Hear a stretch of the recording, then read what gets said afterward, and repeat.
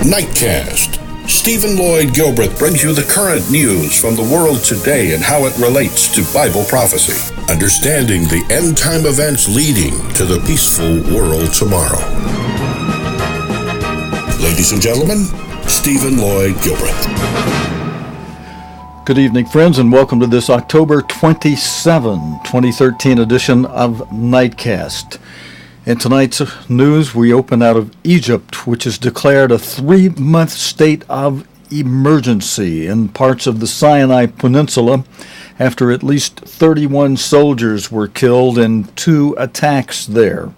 President Abdel Fattah al-Sisi has declared 3 days of mourning in the wake of the suspected jihadist attacks. The army has been fighting a campaign against Sinai-based militants who have carried out a string of attacks there. And, friends, I've got a report we're going to go to in just a few moments. Let me give you just a little bit more on this story from some analysis we have and more detail on it. The Sinai attacks, deadly bombing hits. This follows earlier this year in February 17. I'm going to go back to our archive, and we're going to play a video there to show you the last time there was a major thing happen in the Sinai, where a bomb attack on a tourist bus in the Sinai Peninsula in February 17 this year, killed at least 3 South Korean tourists. Now, what happened, I'm telling you about. Otherwise, the 31 soldiers, they were killed today. But let's go to this story from February first. I want to just give you a little history on what's been going on there. This from the archive from February 17, where 3 South Korean tourists and an Egyptian driver were hurt in an attack that came as a bus was preparing to cross into Israel. Let's watch this from February. These are the moments shortly after a bomb attack on a tourist bus.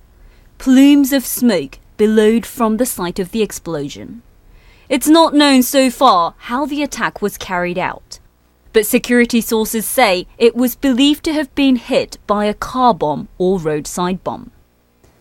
The bus was traveling from the Sinai Peninsula and it was about to cross into Israel. It is a very popular tourist destination, but the peninsula has become increasingly lawless, especially since President Hosni Mubarak was overthrown in 2011.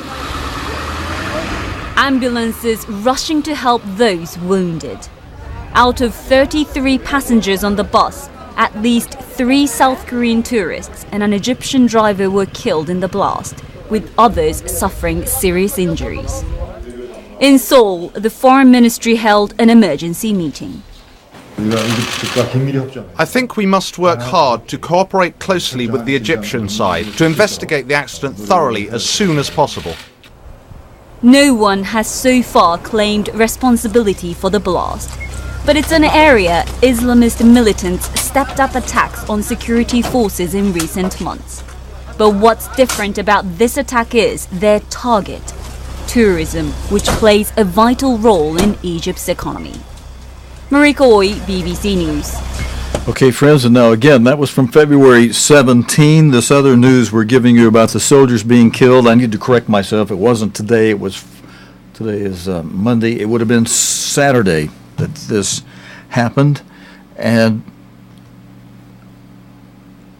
we'll go to some video in a moment. First, I want to mention, get the slide of President Sisi back up there. I want to mention that the President Sisi, chaired a meeting of the National Defense Council after the Sinai attacks. The Egyptian president says the country is facing a threat to its existence from jihadists after the military suffered the biggest loss of life in decades in attacks in Sinai. In this attack on Saturday, at least 31 soldiers were killed. I need to correct myself again. The attacks occurred on Friday. At least 31 soldiers were killed in the two attacks on Friday, the deadliest, a bomb blast near the town of El Arish. A 3-month state of emergency has been declared in parts of the Sinai Peninsula and Egypt's Rafah crossing into the Gaza Strip. It was closed. There will be 3 days of mourning. In a live TV address, Mr. Sisi said a huge plot was being waged against Egypt by external forces. And he went on to say this is meant to break up Egypt and the Egyptians. Egypt is fighting a war of existence. Now, friends, you know, I've quoted to you in the past prophecies that say Egyptian will be against Egyptian, and we're seeing it come true right in front of our eyes. Now, no group has said it carried out the attacks in the Sinai, which came as the army continued an offensive against jihadists in northern Sinai. The area has become increasingly lawless since President Hosni Mubarak was overthrown in 2011. Militants have stepped up attacks since Islamist President Mohamed Morsi was ousted by the army last year amid massive opposition protest. And let's go to a video report on this, friends, with Orla Gorin reporting there in Egypt. Well, the heavy losses in Sinai provoked a swift response from the authorities. There was a meeting of the National Defence Council, the most senior security officials in the country, with the President, Abdel Fattah el-Sisi. We've had an announcement that they are imposing a 3-month state of emergency in northern Sinai. Now, there will be various security restrictions, including a curfew and the closure of Egypt's border. And friends, there's more in this video. We've been having some problems with our video player. If you'll stand by, it usually corrects itself. It's coming back. There is more in Orla Gorin's. With the Gaza Strip, the crossing at Rafah, but that crossing is often closed for long periods at a time.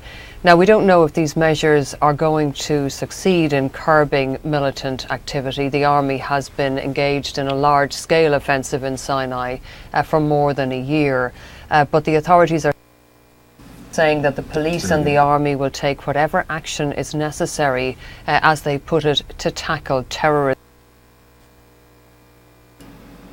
I was about to say we were late coming on our live stream tonight because of equipment problems, and it's really acting up much more than I thought it would. But what we're going to do, if she can finish her report. Militant attacks by groups based in Sinai spiraled after the Islamist President Mohamed Morsi was ousted by the army in July 2013. We are expecting a cabinet meeting on Saturday, and we may get more details and more restrictions, more security measures announced then. Okay, thank you, Orla Gorin. And we did get through her entire report. I've got some photographs for you next, friends, to put up with, as I explained some of these things. The state of emergency, which began at 3 o'clock Greenwich Mean Time on Saturday, centers on the north and center of the peninsula, a presidential statement said.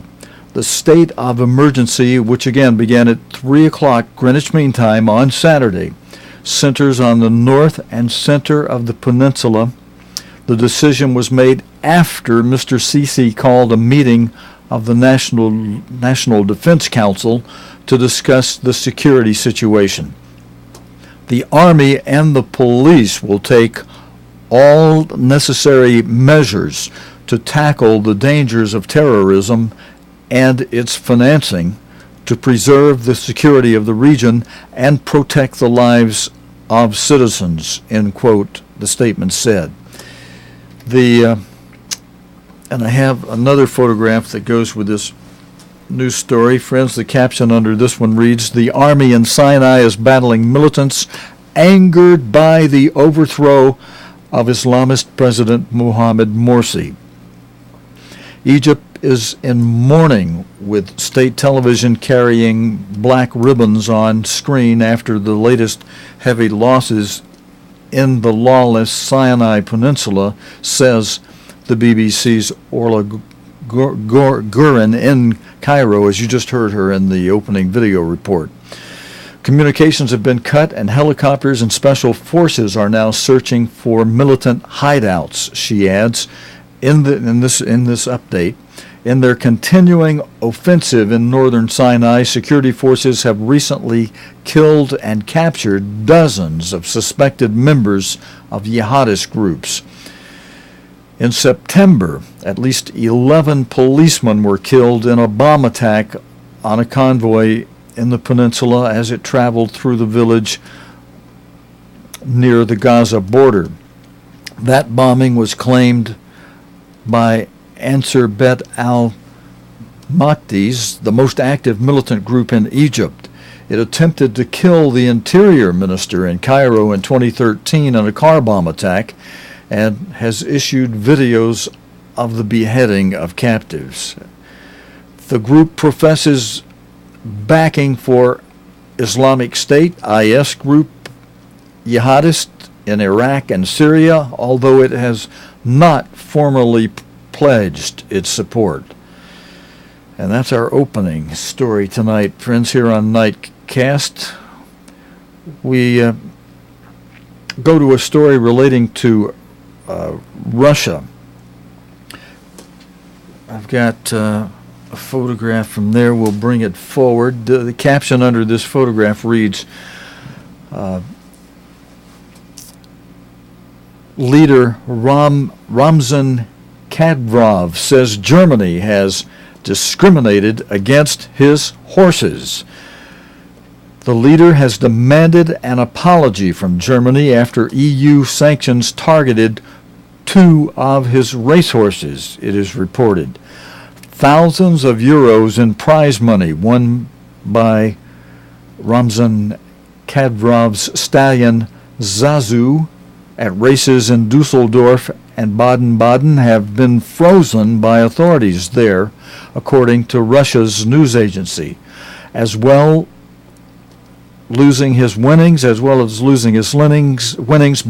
Zazu and his stablemate Dashing Home are banned from competing until sanctions against the leader are lifted, the Russia Today website reports. Mr. Kadyrov, a horse racing enthusiast, says the incident could become, quote, a new shameful page in German history. Lamenting the situation on his Instagram account, alongside a photo of him nuzzling a horse, he says the German authorities have deprived his racehorses of prizes won through hard labor and fast hooves. Zazu is being punished with sanctions as if he were a human being, and is gradually losing his racing skills by being sidelined, Mr. Kadyrov writes, as well as apologizing to his own racehorses, and, quote, all herds of horses worldwide. He wants Germany to provide millions in compensation for the, quote, moral damage to the stallions and for discriminating against them. This news story shows us, friends, how Germany is having some of its problems, and the EU is much in the news. The EU imposed sanctions on Mr. Kadyrov and several other Russian officials in July this year. The Chechen leader responded with his own sanctions list and put the United States President Barack Obama and the EU leaders on his sanction list.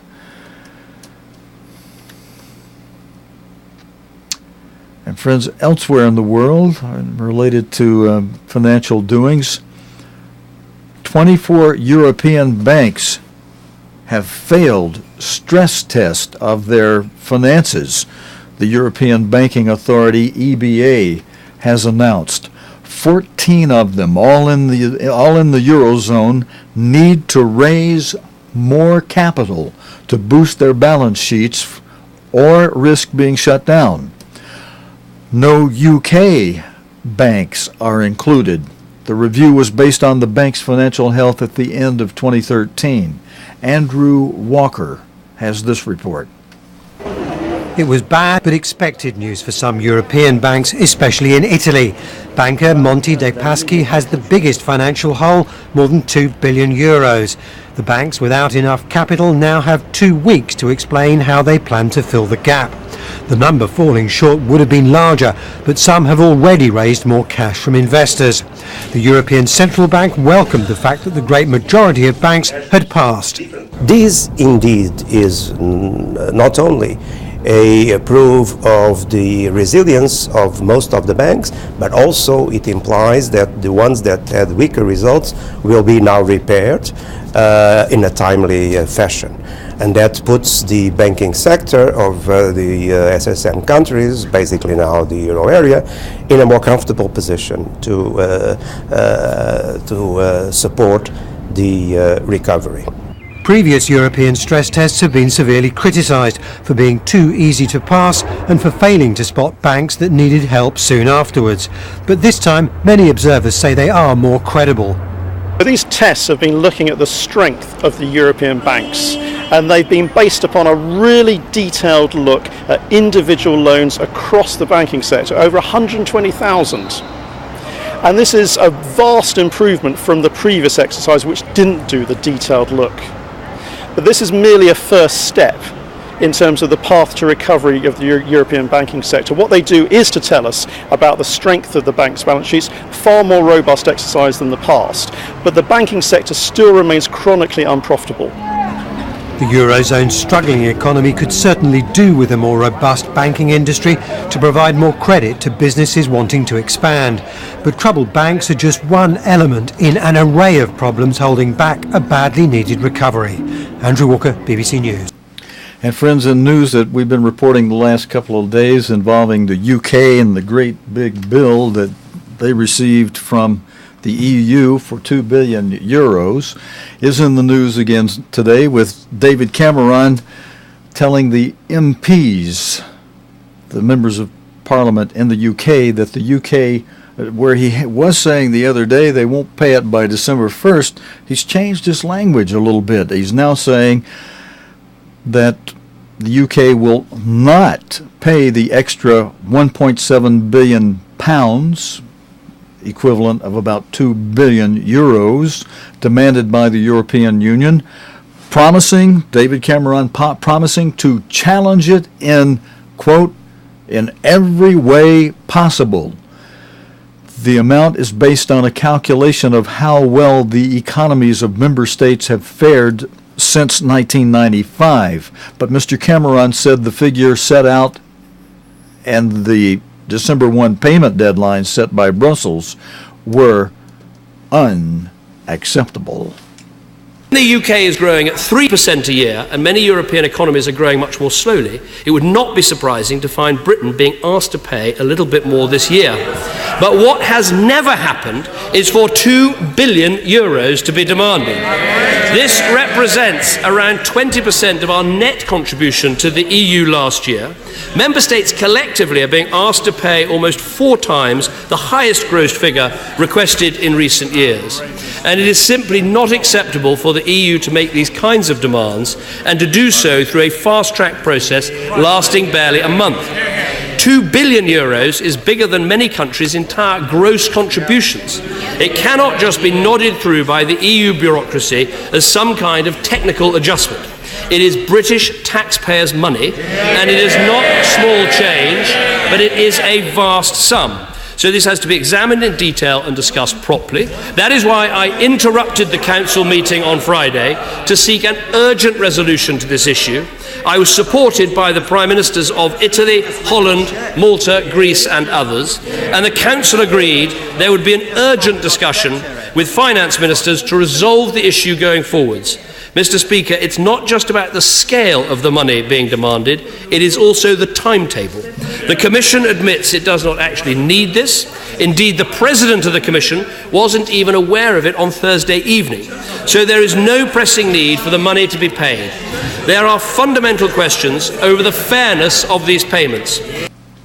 And friends, we have another video out of the UK Parliament that shows a very different position being taken. We'll play that in just a moment.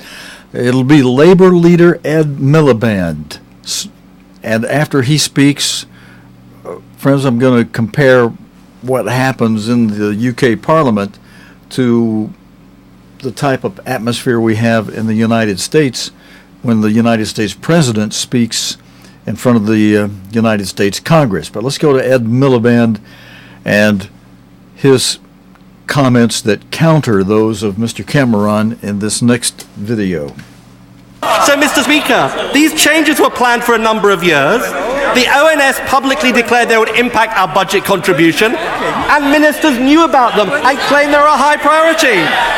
So, Mr. Speaker, when he replies, is he really going to maintain there was, quote, no warning and Treasury ministers knew nothing about these changes? Surely the Treasury must have made its own impact of the impact on the EU budget that would follow. And as a matter of basic competence, if it didn't do it, why not? And the reason this matters is that he could have done much earlier what he did at the last minute on Friday and called for a meeting of finance ministers and entered negotiations about this demand. Isn't the truth this is a familiar pattern with this Prime Minister? Months and months when he doesn't do the work, followed by last-minute pyrotechnics when it goes wrong. No one is going to be fooled by it. He spends all of his time negotiating with his party about Europe, when what he should be doing is the basic work of getting a better deal for Britain. Once again, he shows that for all his bluster, he has been asleep at the wheel and is the British people paying the price. Well, friends, no matter which side a person is on in the UK Parliament situation,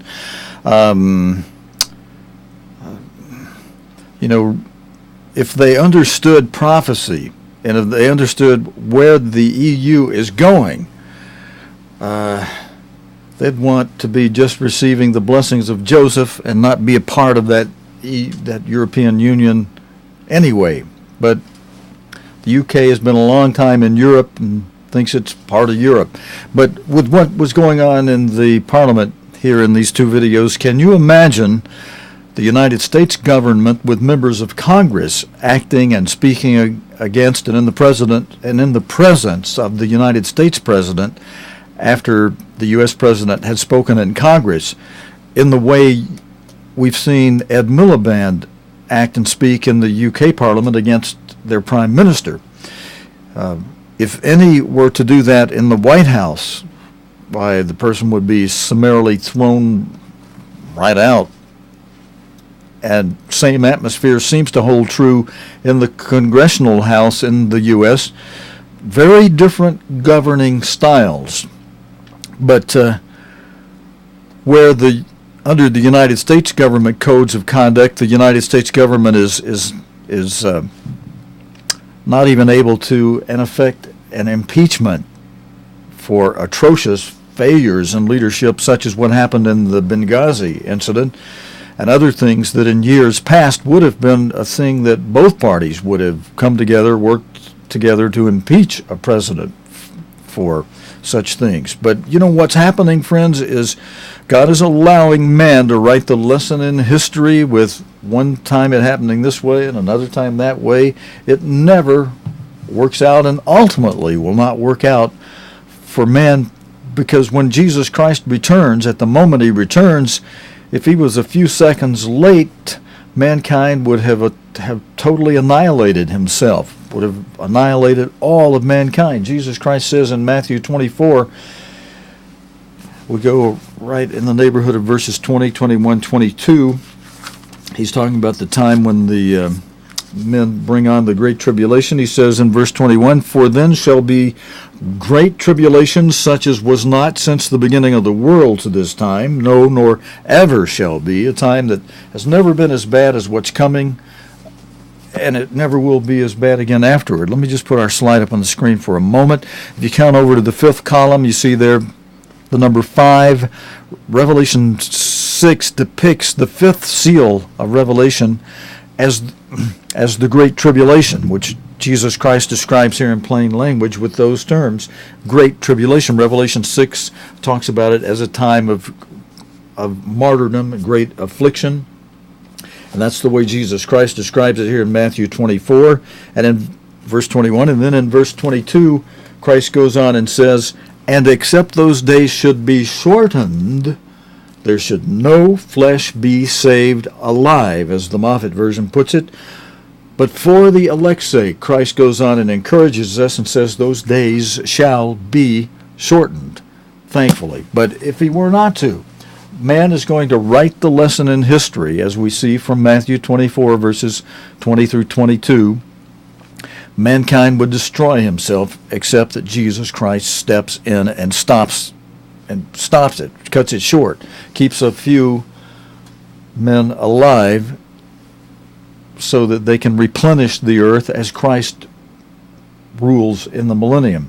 Now there's a little bit more in this story from today with out of the Parliament in the UK with Prime Minister David Cameron and his opposition Ed Miliband.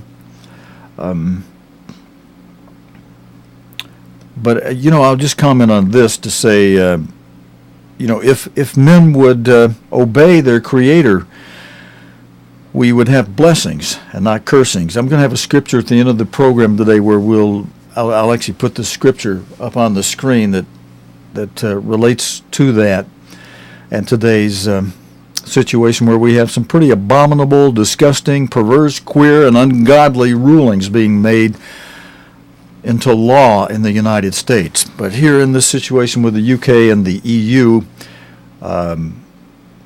quoting now again, I believe this is Mr. Miliband, he says, "But it was not simply acceptable for the EU to make these kinds of demands." No, this is back to Mr. Cameron from what is being said in this quote. But it was simply not acceptable for the EU to make these kinds of demands and to do so in such a fast-track process, adding it's not just small change, but a vast amount. At a press briefing in Brussels, the European Commissioner for Budgets said the UK government had, quote, 2 formal possibilities to react, and that at none of those meetings had it expressed, quote, any concern. Mr. Dominic said, "We all agree on the methodology and the elements that are included in the contributions, and we simply apply them. Never in the past was there a situation that such a decision was changed and implementation regulations have been changed because one of the member states has contested, and it would be extremely difficult to do it." He added that if you open this act for future negotiations, you open up a Pandora's box. And there's much more on that, friends, but we'll be watching it to see what happens. The real bottom line of it will be, will it cause the UK to remain or come out of the EU? And that's something, as history is being made, we'll be watching it every day. And what an opportunity for those of us alive today with what's going on and what Christ has prophesied to see it unfolding and the way it is all unfolding right before our very eyes. We used to ask 40, 50 years ago and even beyond, as Mr. Armstrong was understanding these things years and years ago, would the EU, would the UK, before it was even called the EU, would the UK, would Britain, would Great Britain, would England be a part of a United States of Europe? Would France be a part of it? France always seems to team up with Germany until Germany stabs France in the back. And But let's go on to some stories related to some other things on this chart, friends. You'll notice the fourth one over, the fourth seal from Revelation, is depicted there by a pale horse who has a rider whose name is Death. Alongside rides Hades, hell, the grave. And its primary activity, as Jesus Christ described it in the Greek language written up by Matthew, Mark, and Luke, in Matthew 24, Mark 13, Luke 21, was loimus, meaning disease epidemics, pestilence, the plagues of Egypt. And in our next news story, the WHO, the World Health Organization, has revived its global tuberculosis estimate up by 500,000. The caption under this photograph in today's news, friends, says about 1.5 million people died in 2013 from TB, tuberculosis, including 360,000 people who were HIV positive. The World Health Organization has revised upward its estimate of how many people have TB, tuberculosis, by almost 500,000. In 2013, 9 million people had developed TB around the world, up from 8.6 million in 2012, the WHO said, the World Health Organization. However, the number of people dying from TB continued to decline, it added. TB campaigners, tuberculosis TB campaigners, said that one of the biggest problems in tackling the deadly disease was gauging how many people were affected. About 1.5 million people had died in 2013 from TB, including 360,000 people who had been HIV positive. The World Health Organization said in its Global Tuberculosis Report 2014. And in 2012, there had been 1.3 million tuberculosis deaths. The WHO, the World Health Organization, said its report underlined that a staggering number of lives are being lost to a curable disease, and confirms that TB is the second biggest killer disease from a single infectious agent. One of the main factors in revising up the number of cases had been improved national data collection, the organization added. In the long term, the mortality rate from TB had fallen, dropping by 45% since 1990, the World Health Organization said. Since then, the number of people developing the disease had declined by about 1.5% per year, but about 3 million people with TB had remained undiagnosed in 2013, the WHO added. One of the biggest issues facing organizations tackling the disease was the number of undiagnosed cases, said tuberculosis charity TB Alert. The fact that 3 million people are missing out on treatment every year explains why there are still so many avoidable deaths from tuberculosis, said TB Alert Chief Executive Mike Mandelbaum. Now that's their explanation, friends, but you know, God says in Exodus 15 and verse 26, he says, if you diligently hearken unto the voice of the Eternal, I will put none of these diseases upon you. Let's flip there and read it exactly as it reads from the Bible in the King James Version here. Exodus 26, verse 15. If you have your Bible handy, why don't you flip it open and have a look in your own Bible at what God says about what he'll do about these modern day diseases. He says, Exodus, I think, you know what? It's a good thing we turned here to look at this, because I've got that backwards, and I apologize about that. Instead of Exodus 26:15, let's go to Exodus 15 and verse 26. It's a good thing to check things right in your own Bible, because, you know, we may even forget the exact words and And especially if we reverse the chapter and the verse, we definitely miss it there. In verse 26 of Exodus 15, God says, "If you will diligently hearken to the voice of the eternal your God," the Lord, eternal God, "and will do that which is right in his sight, and will give ear to his commandments, and keep all his statutes, I will put none of these diseases upon you which I've brought upon the Egyptians, for I am the Lord, the eternal great God, who healeth you." And he won't even put them on you so that you have to be healed if you diligently hearken to his voice. That's the bottom line. That's the way it really is.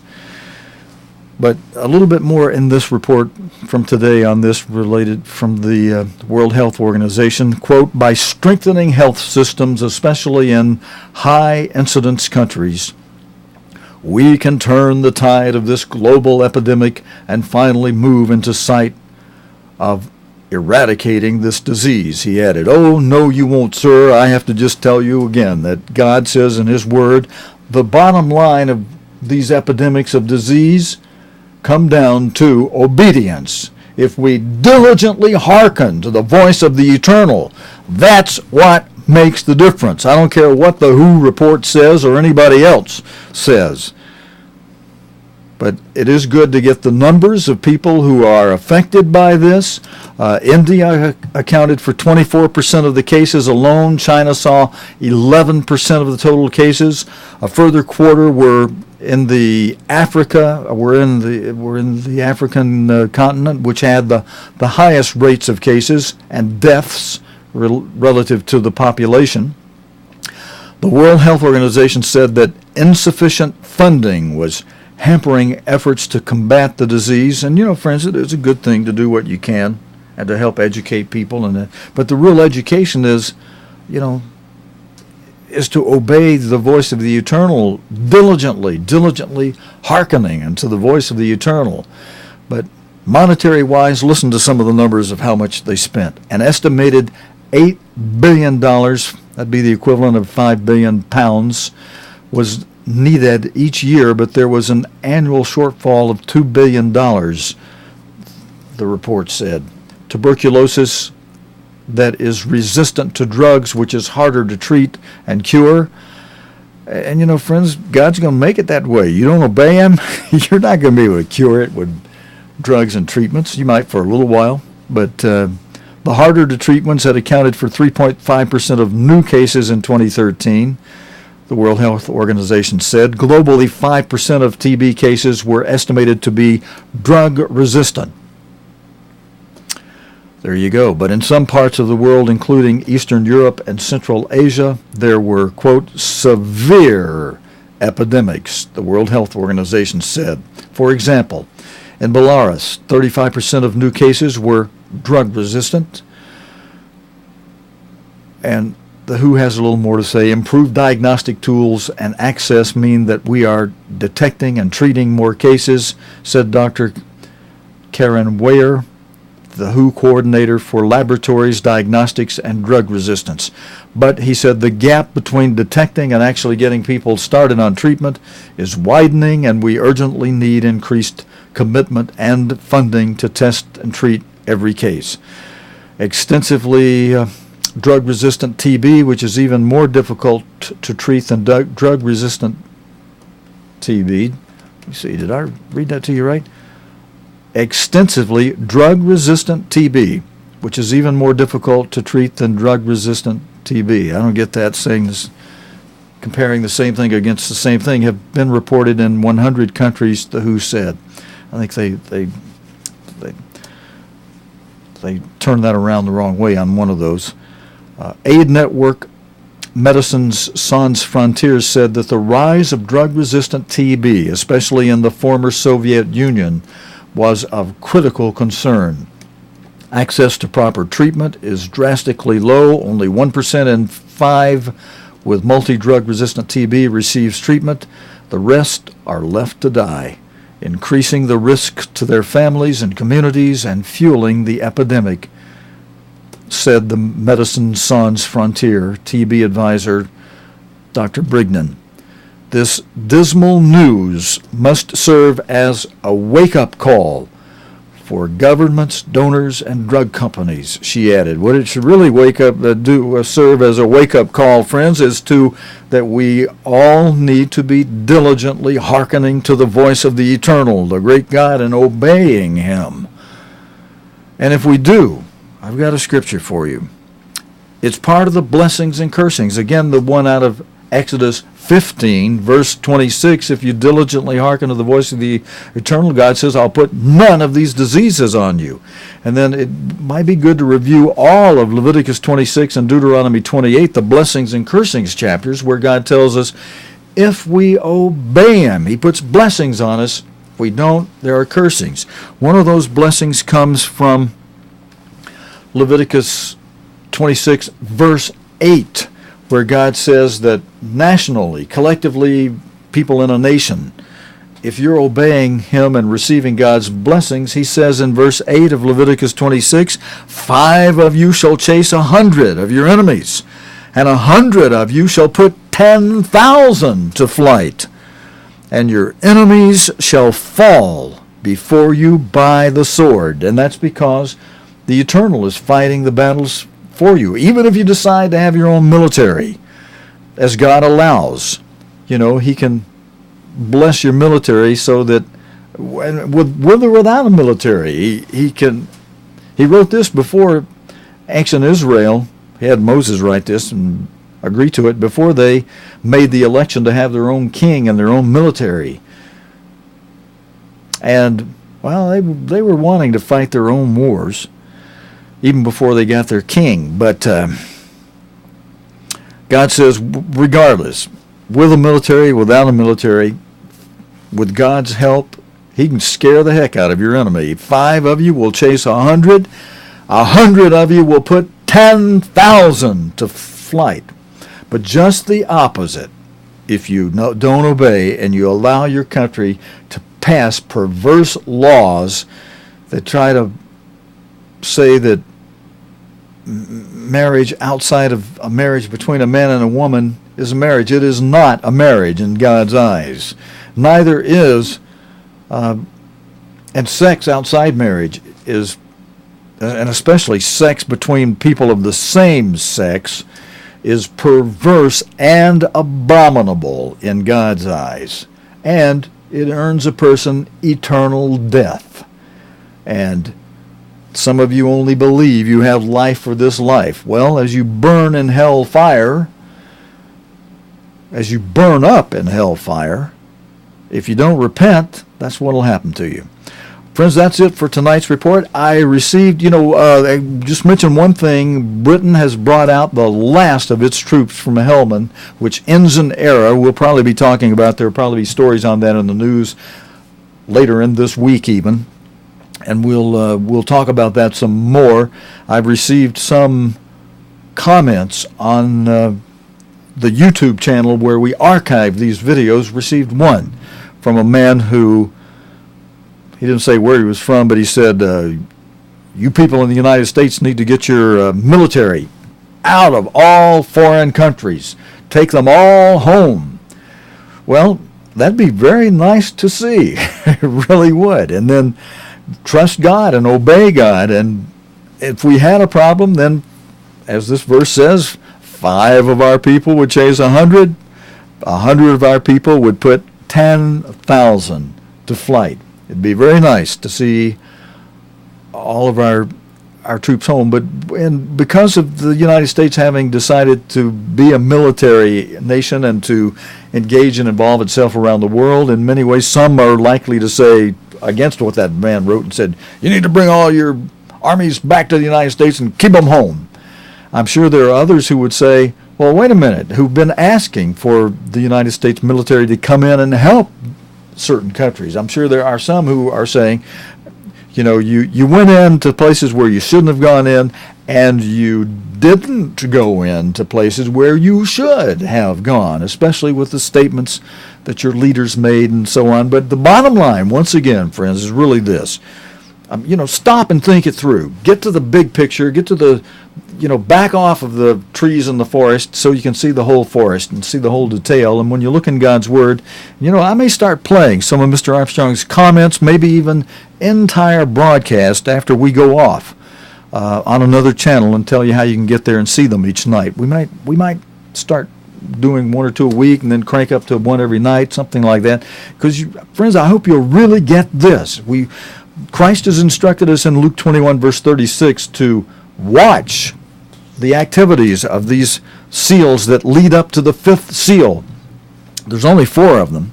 They're pictured by the white horse, the red horse, the black horse, the pale horse of Revelation 6. The first 4 seals. They're active right now and growing more active. And as they grow more active, Christ gave a principle that says, when you see the leaves, the branches start to fill out and the leaves on the branches start to bud, then you know that summer is nigh. And in that principle, Christ was telling us, when you see the activities of these first 4 horses become more and more engaging, then know that the next major event in prophecy, which is the 5th seal, the Great Tribulation, is at the door. That Great Tribulation will be a time of the revival of the Holy Roman Empire with its 7th and final head, which the Pope will crown in a coronation ceremony inside of the Emperor's Hall in Frankfurt, Germany, a hall where all the emperors would be crowned by the Pope.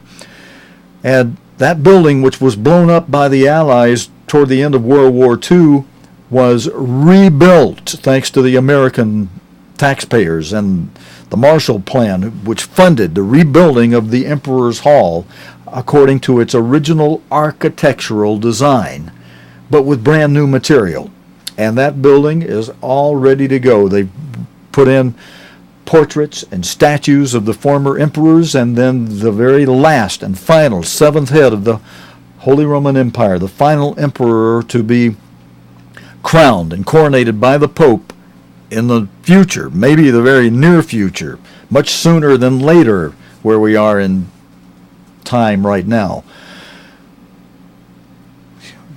That final head of the Holy Roman Empire will be coronated in the Emperor's Hall in Frankfurt, Germany, and that will be the beginning of, let's bring that chart forward again, that'll be the beginning of what you see over here, 1, 2, 3, 4, 5th column over, the 5th seal, a time of great tribulation. That revived Holy Roman Empire will revive what was done in simply a small type, as if it were just a walk in the park of martyring saints. Fox's Book of Martyrs will look like a puny little comic book compared to a library of volumes of encyclopedias